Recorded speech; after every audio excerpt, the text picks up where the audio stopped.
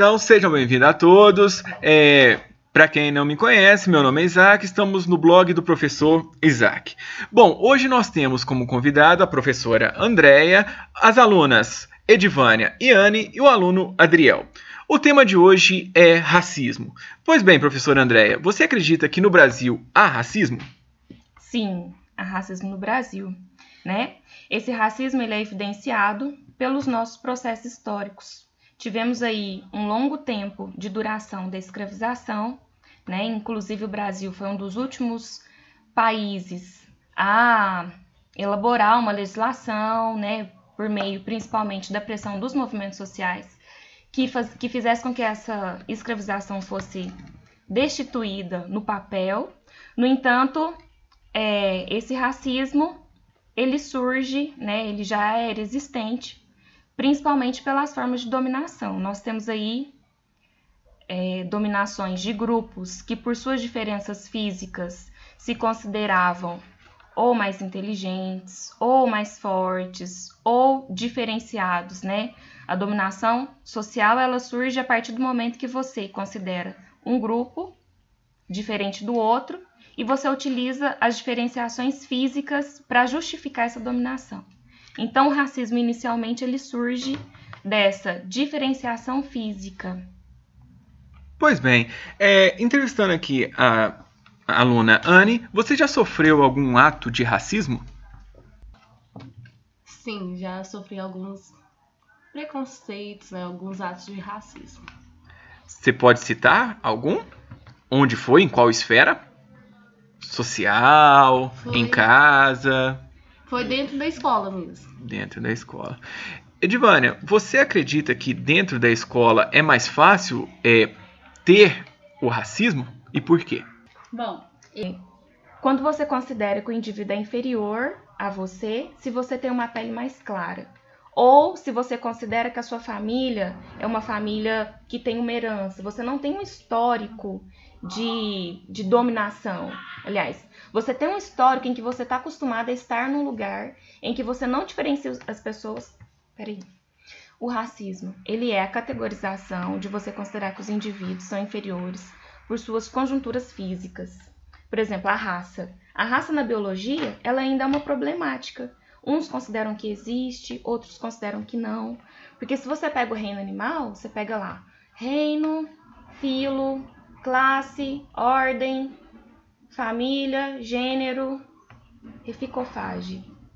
Família, gênero, espécie. Acaba na espécie. Depois da espécie você não tem outra coisa. A raça viria depois da espécie. Então, a nossa espécie é qual? Homo sapiens. A gente não pode considerar que a espécie é a raça. A raça está depois da espécie. Se é Homo sapiens, você não pode considerar que as suas atribuições de diferenças físicas são justificáveis para diferenciar os indivíduos. Nós temos um produto genérico que é comum, que nos fazem espécie. Ao mesmo tempo, nós não temos diferenciações que nos diferem da espécie de Homo sapiens. Entendeu? Então, você não pode considerar que um indivíduo negro tem uma composição genérica diferente de um indivíduo branco. É claro que tem as constituições físicas que vão determinar o seu lugar, porque a gente também não deixa de ser bicho, né? Você tem ali o seu corpo acostumado com um determinado tipo de ambiente. Ou é mais frio, ou é mais quente, mas isso não vai fazer com que nós podemos ser diferenciados uns dos outros pela questão biológica. Só que como que surge o conceito de raça? Ele surge para justificar dominações sociais, né? Sociais, políticas, econômicas, culturais, intelectuais.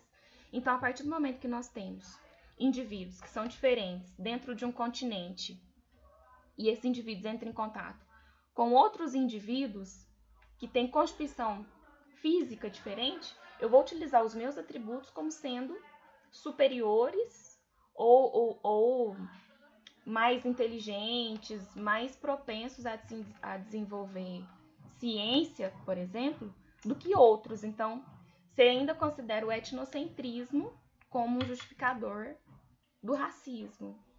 Você utiliza a sua constituição étnica para justificar exploração de outro espaço, que existem indivíduos diferentes da sua constituição étnica, para justificar uma determinada exploração. Então, basicamente é isso. Isso acontece com os europeus, né? O nazismo foi um processo de racismo.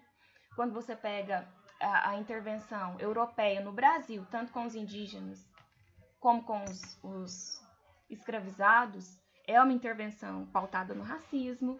Então, o racismo ele não é só essa coisa voltada para o negro, né? Mas a partir do momento que você considera uma etnia como sendo superior, como sendo a mais inteligente, a mais evoluída. Evoluída, eu não sei se esse termo me agrada. Porque evoluída, sim, né? Se a gente for olhar o processo de darwinismo social, dentro do positivismo foi isso. Você considera que o seu lugar é mais evoluído que os outros. Não sei se evoluído é um termo bom. Então, racismo e bullying são coisas diferentes no seu ponto de vista. Sim. Explique. É diferente porque o bullying é um termo novo, né? Se a gente pega a chegada do termo bullying no Brasil, ela está voltada para as crises norte-americanas, por exemplo. E se você pega as crises norte-americanas, essas crises elas estão presentes principalmente na questão da alimentação. Como que surge? Os gordinhos indesejados. É gordo por quê? Você tem ali a McDonaldização da juventude, as comidas rápidas. Tudo que não é orgânico passa a ter mais valor. O orgânico é entendido como uma coisa de segundo plano, não é importante. Então, o gordinho, a menina que é feia, a menina muito magra, tudo isso se encaixa no bullying. Já o racismo, ele é um processo histórico. Eu não considero que o bullying seja uma forma de discriminação histórica. Eu não estou aqui favorecendo ou hierarquizando as opressões sociais, mas fazendo uma crítica no sentido de que o que é racismo a gente não quer que seja entendido como racismo. É uma forma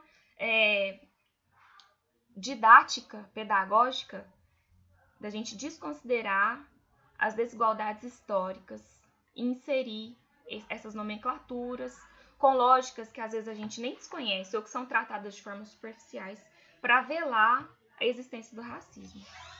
Então, nessa linha de raciocínio, Edivânia, você já ouviu algum ato de racismo dentro da escola ou no seu meio de convívio?